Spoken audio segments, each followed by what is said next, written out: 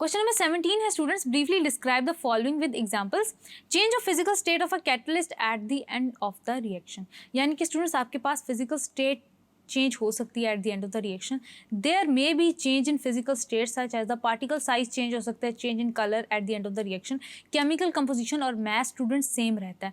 Granular manganese oxide used as a catalyst in the thermal decomposition of potassium chlorate is left as fine powder at the end of the reaction. तो students आप ये example देंगे तो आपका ये answer जो है वो जस्टिफाई हो जाएगा। देन स्टूडेंट्स आपके पास क्वेश्चन 2 है, क्या very small amount of catalyst में prove sufficient to carry out a reaction. यानी कि स्टूडेंट्स हमने जो कैरेक्टरिस्टिक ऑफ कैटालिसिस डिस्कस किए थे वन बाय वन, ये वही उनमें से ही आपसे क्वेश्चन पूछे हुए हैं। तो स्टूडेंट्स आपने वही एग्जांपल्स जो वो एज इट इज लिख लेनी है। जैसे 1 milligram of platinum powder can convert 2.5 decimetre cube of hydrogen and 1.25 decimetre cube of oxygen to water. यानी कि बहुत स्मॉल क्वांटिटी आपके पास बड़े रिएक्शंस कंडक्ट करवा रही होती है। Dry HCl and NH3 combined in the presence of trace of moisture, जो कि स्टूडेंट्स आपके पास डेंस फ्यूम बना रही होती है। यानी कि स्टूडेंट्स आपने अमाउंट को रिलेट कर देना है with that of the reactions. आपने कोई से 2 या 3 एग्जांपल्स मेंशन करने हैं। नंबर 3 है आपके पास, अ फाइनली डिवाइडेड कैटलिस्ट में prove to be more effective. यानी कि आपके पास जो फाइनली डिवाइडेड कैटलिस्ट होता है, क्योंकि उसका सरफेस एरिया ज़्यादा होता है, तो वो ज़्यादा इफेक्टिवली रेट ऑफ रिएक्शन को इंक्रीज करता है as compare to that present in lump form.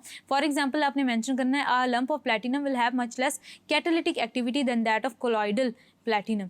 तो स्टूडेंट्स आप ये लिखेंगे, आप एग्जांपल मेंशन करेंगे तो आपका क्वेश्चन जो है वो जस्टिफाई हो जाएगा। नंबर 4 है आपके पास, equilibrium constant of a reversible reaction is not change in the presence of catalyst. तो students in the presence of catalyst equilibrium constant change नहीं होता। Catalyst for the forward reaction भी वही है जो बैकवर्ड डायरेक्शन के लिए। यानी कि स्टूडेंट्स ये दोनों को आपके पास जो डायनेमिक इक्विलिब्रियम की कंडीशन है ये जल्दी लेके आता है। दैट इज वाई स्टूडेंट्स इसका कोई इफेक्ट नहीं होता आपके इक्विलिब्रियम कांस्टेंट के ऊपर। देन स्टूडेंट्स नंबर 5 पार्ट है आपके पास, a catalyst is specific in its action. जैसे कि स्टूडेंट्स आपके पास मैंगनीज ऑक्साइड है तो वो कैटलाइज कर सकता है the decomposition of potassium chlorate but not that of ammonia. इसी तरह स्टूडेंट्स आपके पास जो डिकम्पोजिशन ऑफ अमोनिया हो रही होती है वो हॉट टंगस्टन वायर की प्रेजेंस में हो रही होती है। यहाँ पे स्टूडेंट्स ये वाली एग्जांपल भी आप देख सकते हैं जिसमें आप फॉर्मिक एसिड की डिकम्पोजिशन के बारे में बात कर रहे होते हैं। इन the presence of aluminium oxide वो वाटर और कार्बन डाइऑक्साइड, कार्बन मोनोऑक्साइड में कन्वर्ट हो रही होती है।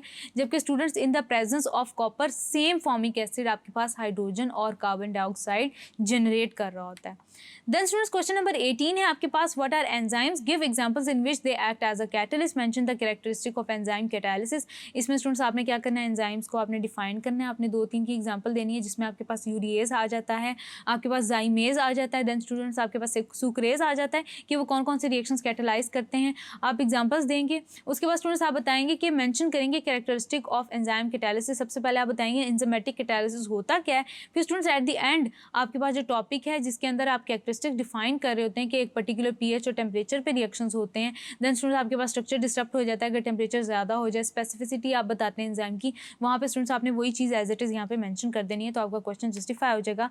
देन स्टूडेंट्स आपके पास क्वेश्चन नंबर 19 है, in the reaction of nitric oxide and hydrogen it was observe that equimolar mixture of gases eight 340.5 millimeter mercury pressure was half changed in 102 seconds. In another experiment with an initial pressure of about 288 millimeter mercury, the reaction was half completed in 140 seconds. आपने calculate करना है order of reaction. यानी कि students आप यहाँ पे ये formula use कर रहे हैं, n is equals to 1 plus log T1 by T2 divided by log A2 by A1।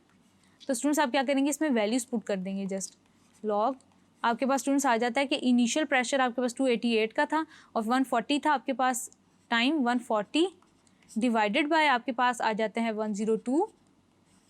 Then students आपने क्या करना है, इनिशियल प्रेशर आपके पास था 288 का, फाइनल था स्टूडेंट्स आपके पास 340.5 मिलीमीटर मरकरी का, 340.5 का। तो स्टूडेंट्स आपके पास जब आप कैलकुलेशंस करते हैं तो स्टूडेंट्स आपके पास कुछ आंसर आ जाता है 2.88। यानी कि स्टूडेंट्स आप इसको जब कैलकुलेट करते हैं तो आपके पास 1 प्लस 1.88 यानी कि 2.88 आता है, जिसको स्टूडेंट्स आप तकरीबन कह देते हैं कि it is equal to that of 3। यानी कि आपके पास जो ऑर्डर ऑफ रिएक्शन जिससे आप डील कर रहे हैं between that of nitric oxide and hydrogen is 3। Thank you.